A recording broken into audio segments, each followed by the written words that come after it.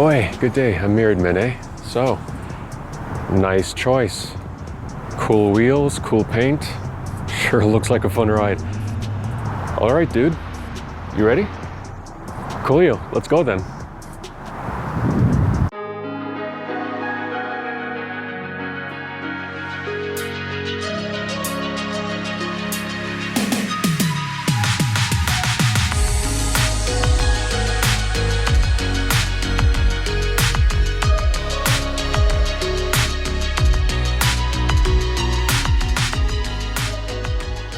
Now, what you see here is a 2015 Tesla Model S 70D in its original solid black paint with 193 kilowatts of power, 329 Newton meters of torque, and a total range of about 386 kilometers. I've borrowed this car from Tesla Canada for about a month, and overall my experience with this car has been pretty good. I should probably explain why I put those words in quotes. Long story short, I was originally going to review my father's company car, which was a Model 3. Unfortunately, it's been in the repair shop for, well, about a month, and so I just couldn't wait any longer. So here I am reviewing a service loaner. So Tesla calls their Model S a luxury car, but to be honest, I don't think Tesla knows what a luxury car is. In order for a luxury car to be, well, luxurious, it needs to be easy to drive. It needs to have high levels of comfort. It needs to have perception of high class. It needs to have build quality, and it needs to have little to no compromises, of which this car has many. So is all of this really as bad as it sounds? Well, let's find out. But before we go any further, let's take a quick look at the past. Now, back in 2003, this guy named Martin founded Tesla so he could build and mass-produce an electric sports car loosely based on the Wicked T0 by AC Propulsion, only Wickeder. In 2007, he was replaced by this guy, and 1 year after, the Roadster was born, and it was fast, but expensive, but awesome. But now this guy had a new vision for Tesla: build a wide range of models, including affordably priced family cars. His end goal, pretty much, is for Tesla to make a $20,000 electric car that could drive itself and make money back for its owners. Thing is, back in 2008, lithium batteries were still very costly, so they had no choice but to start from the high-end market. In 2012, they debuted the Model S, and after numerous over-the-air updates, here we are today with a 50 Model S. Now the design. So the car is 4980 by 1440 by 2189. What that essentially means is that this car is reasonably long, fairly low, and very wide. Actually, this car is only a few millimeters shorter than the width of a Humvee. Seriously. So this car's proportions are fantastic, but the styling, not so much. If you look at the front, the car has a non-functional functional grille. So what that means is that this car's electric, so it doesn't need a functional grille because it doesn't have an engine. But the designers wanted this car to blend in with all of the other petrol-powered cars that do have a functional grille. So consider that grille kind of like a camouflage. If you look at the side, it still looks like any other petrol-powered sedan. It has a traditional fully enclosed window graphic, no floating roof to be seen, there's no fancy schmancy creases on the side. As for the back, you have a chrome bar that emphasizes the width. It has some muscular shoulders. Overall, this car looks okay, but you're not going to stand out from the crowd, and that's pretty much the point. On the inside, it's a different story. It's one of, if not the most futuristic car interior out there, and for several reasons. The seats look pretty cool, as do the doors. The steering wheel and vents have this Okay, fine, the screen. Well, yeah, you're right. Most of the physical buttons usually found in other cars have been pretty much completely replaced by this 43cm screen. It's cool and all, though you should probably know it's not automotive grade, which means it's not really as reliable as the screens you see in other cars. Now, let's get hands-on. As you're about to see, because this car is fully electric, it doesn't need an engine. Hence, it doesn't need any carburetors or cylinders or spheres or any of that crap. As a result, you have what's called a front boot, or a fruit, or a frunk, depending where you're from. It's quite a lot of space, actually. You can fit quite a few of your groceries, and it's definitely enough to fit quite a few of these batteries, which I know that in the floor of this car, there are at least 6 or 17 of them. So I'm 196, which means I'm a little taller than the average child, but legroom is still okay. Headroom is, well, let me show you. It's a little heavy. One second. Yeah, it's not ideal for adults, but if you absolutely have to transport adults back here, I guess you technically can, but I would not recommend it. Just remember, these back seats are just for kids. Now, excuse me.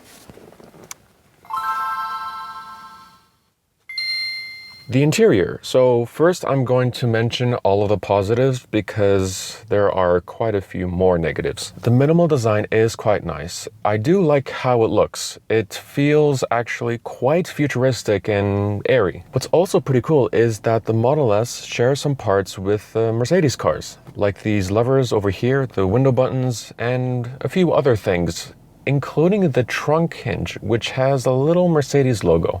I thought that was a nice little detail. The infotainment. So this is pretty much the centerpiece of this interior. It's where you will find most of the car's functions and features. Now, there is a lot to go through, so I'm just going to show you some of the cool stuff you can do. For example, if you click this little arrow button over here and go to web, you will open this car's internet browser. Unfortunately, this car doesn't have it enabled, but you do have the option. If for whatever reason you want to see what's behind you while parked, once again, you click the little arrow button, go to camera, and there you go. You will also notice that this car's rear view camera is very high resolution. That is very cool, and you don't see that very often. If your Model S is low on charge, you can go to the navigation, tap on any of these red icons with the lightning bolt, and you will not only see how far the charger is away from you, you will also see how many stalls are available. That is very nice. Plus, every Tesla comes with over-the-air updates, which means that this infotainment design will always continue to improve. And in case if you haven't heard, the infotainment also has a few cool little Easter eggs, and you access them by pressing the little Tesla icon on the top, swipe down, and there you go. If you want to, you can put your car on Mars, you can play a few video games, or say if you want to play a prank on your passengers, you turn on Fart on Demand. Press this button over here on the steering wheel. Very funny. All right, I almost completely forgot. So because this car is fully electric, it has no need for a center transmission tunnel. As a result, the floor is almost completely flat, which means that if you want to, you can stretch your right leg all the way to the other side of the car. That is very cool. And then, you can just chill. I know what you're thinking. This car does have autopilot, so if you are considering getting this car, please do not sit like this when on autopilot. Seriously, don't. And that brings me to the negatives. The build quality is just not good.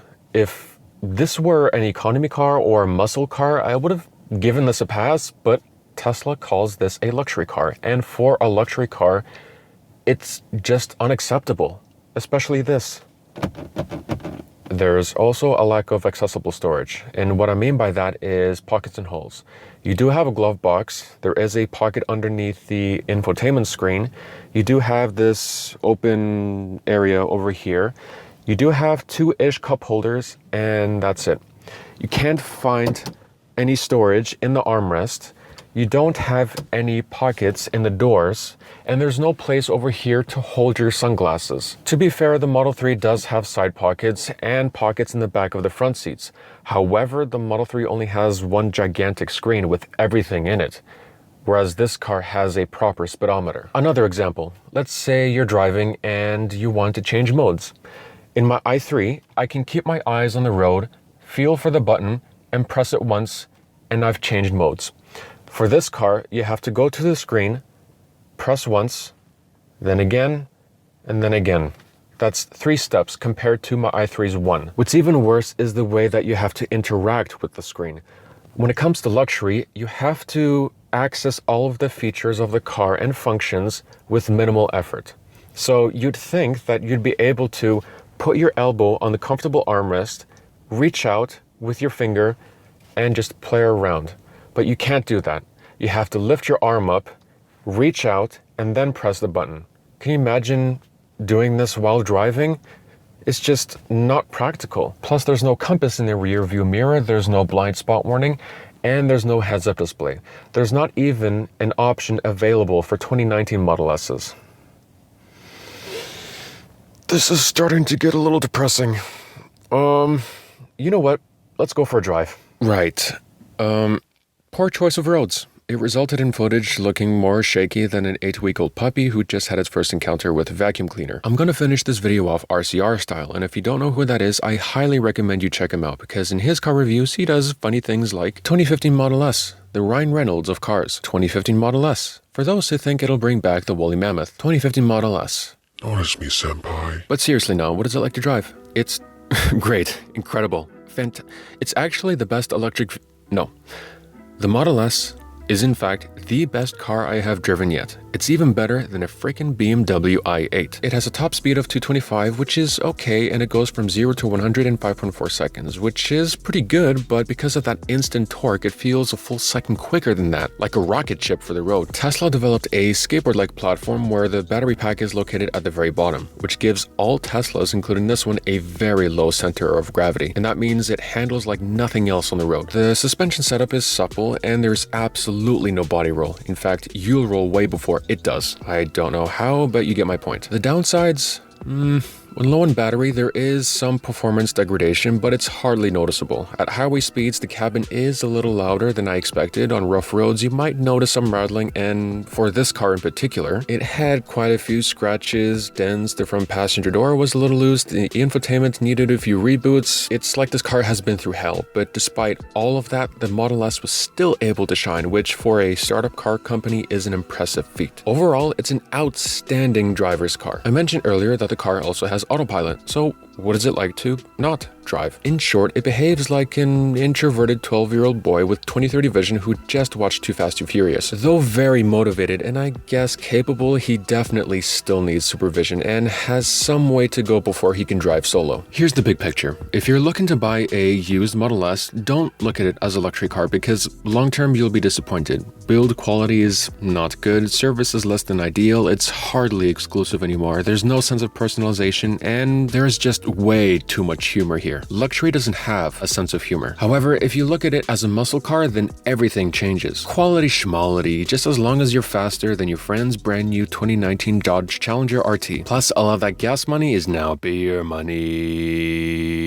Though what really matters is the incredible community. You love the car, but you want to do more with it. Want to put pockets in the doors? Sure, here's how. My screen died. Can I fix it myself rather than pay Tesla $3,000? Yep.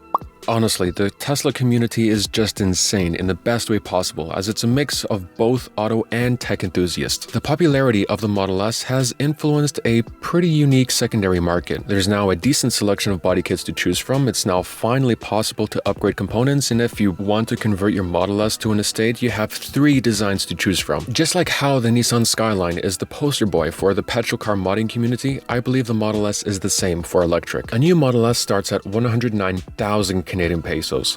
Don't. Instead, get a used one for almost half that. Then go get a new bumper for like 3K-ish and just tell your friends you got a brand new Tesla. They won't be able to tell the difference. That's it. Congrats. You made it to the end.